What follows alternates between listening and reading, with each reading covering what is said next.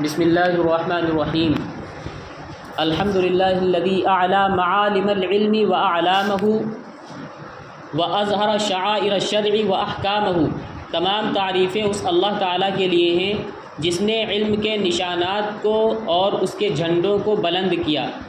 معالم سے مراد اصول ہیں، قرآن، سنت، اجماع، قیاس، ان کو بلند کیا اس طرح کہ اللہ تبارک و تعالیٰ نے ہم سب کو ان کی اتباع کا حکم دیا اور پھر اس پر عمل کرنے کا۔ یا دوسرا قول یہ ہے کہ اس سے مراد علماء ہیں، وَأَعْلَام اس سے مراد بھی علماء ہیں۔ تمام تعریفیں اس اللہ تعالیٰ کے لیے ہیں جس نے علم کے نشانات کو اور اس کے جھنڈوں کو بلند کیا، یعنی علماء کو بلند کیا۔ يَرْفَعِ اللَّهُ الَّذِينَ آمَنُوا مِنْكُمْ وَالَّذِينَ أُوتُوا الْعِلْمَ دَرَجَاتٍ وَأَظْهَرَ شَعَائِرَ الشَّرْعِ وَأَحْكَامَهُ۔ شریعت کے شعائر کو ظاہر کیا اور اس کے احکام کو۔ شعائر سے مراد یہاں پر وہ عبادتیں ہیں جو بطور شہرت کے ادا کی جاتی ہیں، جیسے جمعہ کی نماز، عیدین کی نماز، قربانی کرنا وغیرہ وغیرہ۔ وَأَحْكَامَهُ احکام، کون سی چیز واجب ہے، کون سی چیز فرض ہے، کون سی چیز حرام ہے، ان تمام چیزوں کو بالکل ظاہر کیا ہے۔ وَبَعَثَ رُسُلًا وَأَنْبِيَاءَ صَلَوَاتُ اللَّهِ عَلَيْهِمْ أَجْمَعِينَ إِلَى سَبِيلِ الْحَقِّ هَادِينَ۔ رسولوں اور انبیاء علیہ السلام کو بھیجا، الی سبیل الحق ہادین، راہ حق کی طرف رہنما بنا کر، سیدھے راستے کی طرف ہدایت دینے والا بنا کر، رہنمائی کرنے والا بنا کر ہم نے رسولوں اور انبیاء علیہ السلام کو بھیجا۔ رسول اور انبیاء جو آتے ہیں ان کا کام یہ ہوتا ہے کہ امت کو سیدھے راستے کی تعلیم دینا۔ وَأَخْلَفَهُمْ عُلَمَاءَ إِلَى سَنَنِ سُنَنِهِمْ دَاعِينَ، اور ان کا خلیفہ بنایا علماء کو إِلَى سَنَنِ سُنَنِهِمْ۔ پہلا زبر کے ساتھ آئے گا سنن، دوسرا پیش کے ساتھ آئے گا سنن۔ سنن کا مطلب ہوگا راستہ، سنن کا مطلب ہوتا ہے طریقہ، عادات۔ ان کے عادات یا ان کے طریقوں کی طرف دعوت دینے والا بنا کر علماء کو ان کا خلیفہ بنایا ہے۔ انبیاء علیہ السلام دنیا سے چلے جاتے ہیں تو جو بعد میں جو علم والے ہوتے ہیں، علماء ہوتے ہیں، وہ ان کے خلیفہ ہوتے ہیں۔ ان العلماء ورثۃ الانبیاء یسلکون فیما لم یؤثر عنہم مسلک الاجتہاد۔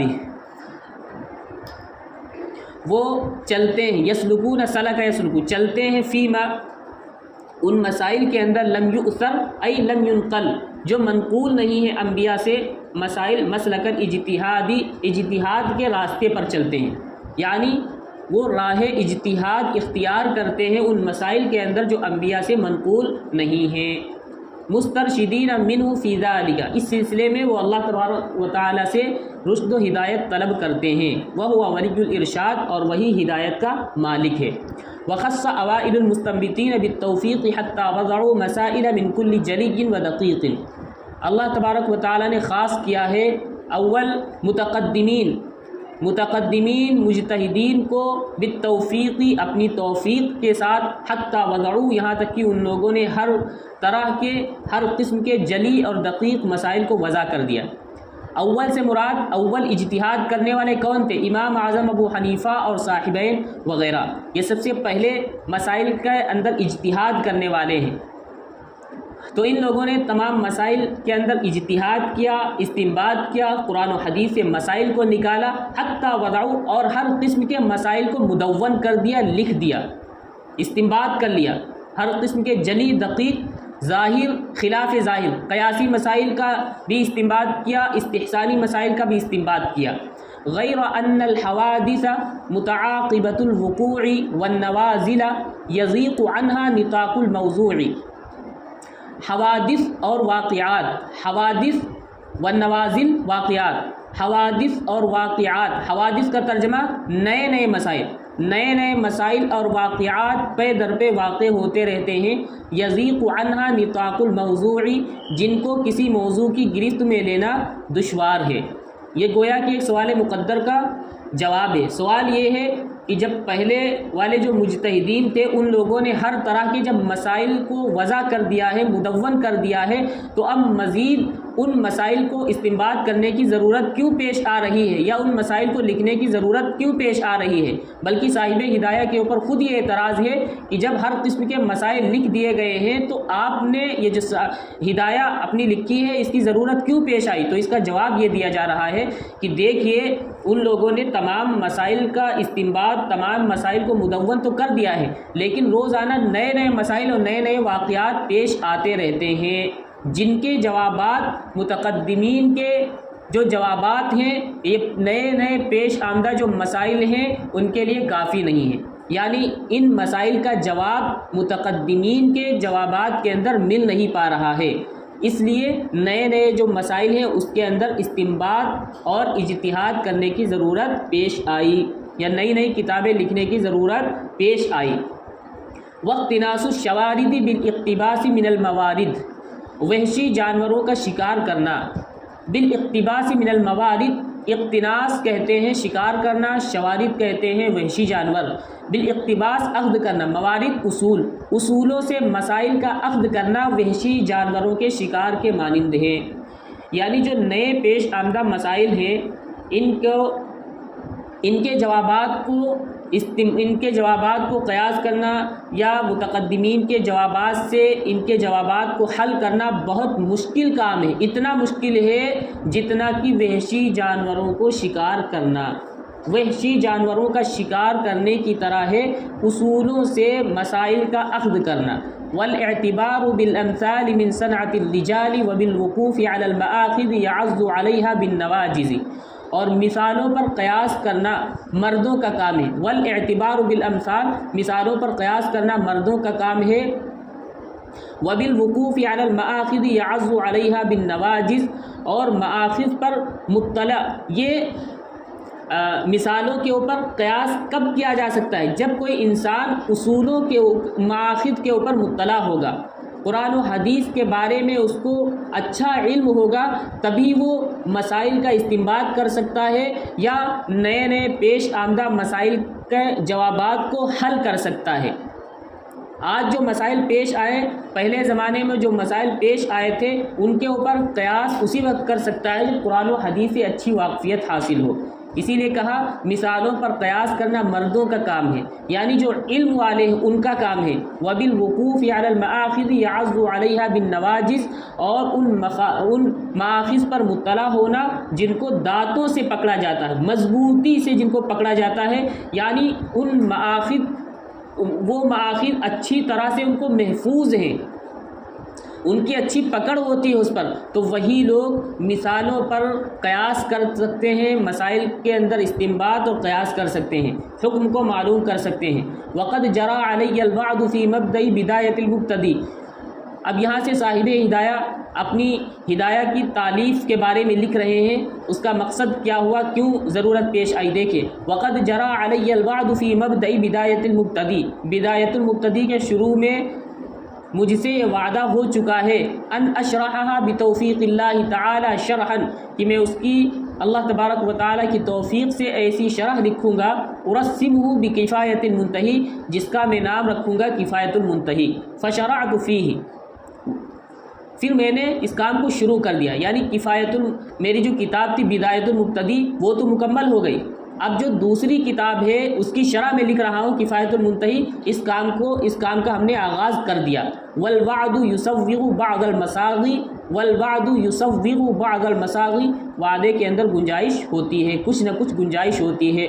وحین اکاد اتکی عنہ اتکاء الفراغ، جس وقت کی میں فارغ ہونے کے قریب پہنچا، یہ محاوری ترجمہ ہو گئے۔ وحین اکاد اتکی، جس وقت کی میں قریب ہوا کہ میں تکیہ لگاؤں فارغ ہونے کی، تو اس طرح ترجمہ نہیں، محاوری ترجمہ کر لیں۔ وحین اکاد اتکی عنہ اتکاء الفراغ، جس وقت کی میں فارغ ہونے کے قریب پہنچا، یعنی یہ شرح میں لکھ رہا تھا کفایۃ المنتہی، اور یہ بہت طویل کتاب ہو رہی تھی، کتنی جلدوں میں ہو گئی تھی؟ 80 جلدوں میں یہ کتاب ہو گئی تھی، 80 جلدوں میں۔ تو میں بالکل جب آخر میں پہنچا تو میرے دل کے اندر خیال پیدا ہوا، تبینت فیہ نبذا من الاطناب، تو مجھے طول بیانی ظاہر ہوئی، مجھے یہ کتاب طویل لگی، مجھے محسوس ہوا تبینت ای علمت، میں نے جان لیا اس کی طول بیانی کو، یعنی یہ کتاب بہت طویل ہو رہی ہے۔ وخشیت ان یہجر لاجلہ الکتاب، مجھے ڈر پیدا ہوا کہ اس کی وجہ سے کہیں اصل کتاب کو نہ چھوڑ دیا جائے۔ اصل کتاب سے مراد بدایت المبتدی ہے۔ فصرفت عنان العنایت الی شرح آخر موسوم بالہدایہ، چنانچہ میں نے توجہ کی لگام کو پھیر لیا۔ فصرفت عنان العنایتی، توجہ کی لگام کو پھیر لیا ایک دوسری شرح کی طرف جس کا نام ہدایہ ہوگا۔ اجمع فیہ بتوفیق اللہ تعالی بین عیون الروایت و متون الدرایہ، جس میں جمع کروں گا اللہ تبارک و تعالیٰ کی توفیق سے بین عیون الروایت، عمدہ روایات کو اور مضبوط دلائل کو، تارکا للزوائد فی کل باب، ہر باب کے اندر زائد باتوں کو ترک کرتے ہوئے، جو زائد باتیں ہو گئی ہیں کفایت المنتہی کے اندر، اب جو میں ہدایہ لکھوں گا اس کے اندر یہ زائد باتیں نہیں ہوں گی۔ معرضا عن هذا النوع من الاسحاب، اس قسم کی طول بیانی سے اعراض کرتے ہوئے، هذا النوع من الاسحاب بسیار گفتن لکھا ہوا ہے، اس قسم کی طول بیانی سے اعراض کرتے ہوئے، وہ کتاب مختصر تو ہوگی لیکن کیسی ہوگی؟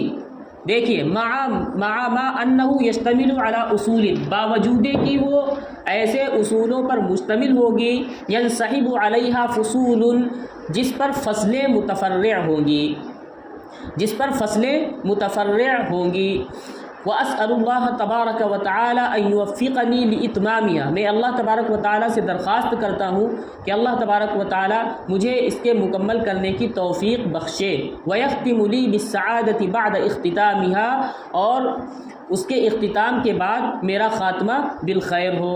حتی ان من سمت ہمتہ الی مزید الوقوف یرغب فی الاطول والاکبر، یہاں تک کہ جس کی ہمت بلند ہو، ان من سمت ہمتہ، جس کی ہمت بلند ہو، الی مزید الوقوف، مزید واقفیت کے لیے، یرغب فی الاطول، وہ رغبت رکھے اطول اور اکبر میں، یعنی جو زیادہ علم کا ذخیرہ چاہتا ہے تو اس کو بڑی کتاب دیکھنا چاہیے۔ اطول اور اکبر سے مراد ہے کون سی؟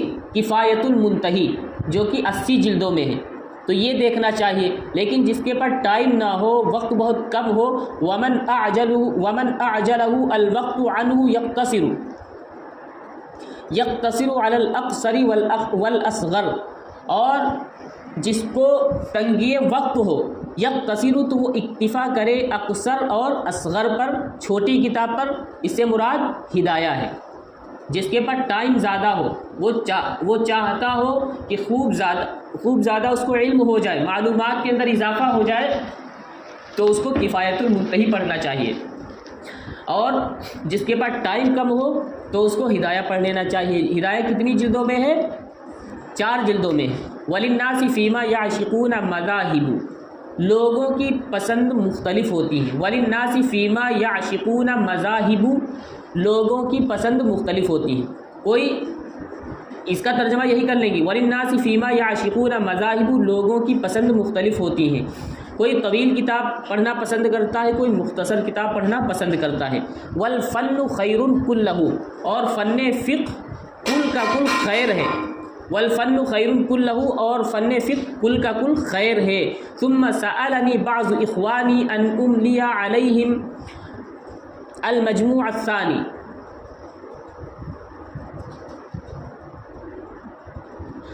پھر مجھ سے میرے بعض دوستوں نے درخواست کی کہ میں ان کو املا کرا دوں مجموعہ ثانی کا، یعنی یہ جو دوسری کتاب میں لکھ رہا ہوں اس کا املا کرا دوں۔ فافتتحتہ مستعینا باللہ تعالی فی تحریر ما اقابلہ، چنانچہ میں نے اس کا آغاز کر دیا اللہ تبارک و تعالی سے مدد طلب کرتے ہوئے، فی تحریر ما، اس کی درستگی کے لیے جس کے بارے میں کہہ رہا ہوں، یعنی اس کتاب کو لکھنا، املا کرانا میرے شروع کر دیا اللہ تبارک و تعالی سے مدد مانگ کر۔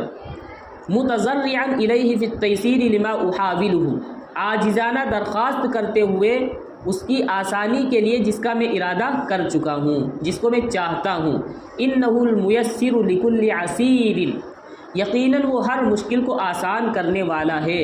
وہو علی ما یشاء قدیر، اور وہ جو چاہتا ہے اس کے کرنے پر قادر ہے، اور وہ جو چاہتا ہے اس کے کرنے پر قادر ہے۔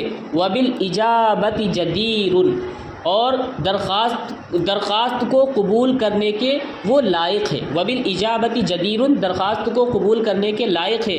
وحسبنا اللہ، اللہ ہمارے لیے کافی ہے۔ ونعم الوکیل، اور بہترین کارساز ہے۔